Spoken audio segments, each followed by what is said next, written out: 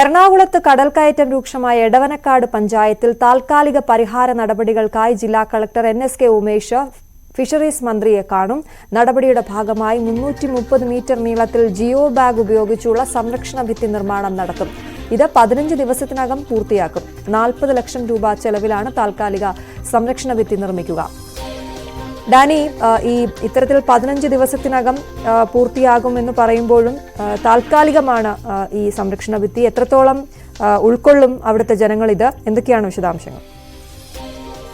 അശ്വതി, ഇപ്പോൾ ജില്ലാ കളക്ടർ ചർച്ച നടത്തുന്ന തിരുവനന്തപുരത്ത് വകുപ്പ് മന്ത്രിയുമായിട്ട് ഫിഷറീസ് മന്ത്രിയുമായി അടക്കം കാര്യങ്ങൾ നടത്തുക എന്ന ലക്ഷ്യത്തോടുകൂടിയാണ് അദ്ദേഹം തിരുവനന്തപുരത്ത് എത്തുകയും ഇപ്പോഴുണ്ടാവുന്ന ഈ സ്ഥിതി അത് അറിഞ്ഞ് മനസ്സിലാക്കുകയും എല്ലാം തന്നെ ചെയ്യുന്നത്. കഴിഞ്ഞ ദിവസങ്ങളിൽ സെക്രട്ടറി മേഖല സന്ദർശിക്കുകയും കൃത്യമായ ഒരു റിപ്പോർട്ട് തയ്യാറാക്കി ഈ ദിവസങ്ങളിൽ സംഭവിച്ചിരിക്കുന്ന നാശനഷ്ടങ്ങൾ ഇതെല്ലാം തന്നെ കൃത്യമായിട്ട് തയ്യാറാക്കി എല്ലാം തന്നെ ചെയ്യുകയും ചെയ്തിരുന്നു.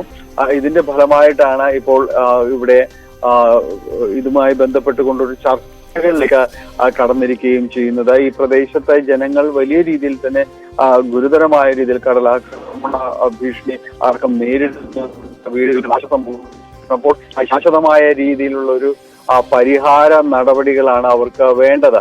അപ്പോൾ കടൽഭിത്തി അല്ലെങ്കിൽ പുലിമുട്ട് ഇവിടെ എല്ലാം തന്നെ ഒരു നിർമ്മാണമാണ് അവർ ആവശ്യപ്പെടുകയും ചെയ്യുന്നത്. എങ്കിലും ശാശ്വതമായ ഒരു പരിഹാരം ഉണ്ടാകുന്നതിന് മുൻപ് താൽക്കാലികമായെങ്കിലും അവർക്കൊരു സുരക്ഷിത കവചം ഒരുക്കുക എന്ന ലക്ഷ്യത്തോടു കൂടിയാണ് ജിയോ ബാഗുകൾ അടക്കം സംവിധാനങ്ങളിലേക്ക് കടക്കുന്നത്.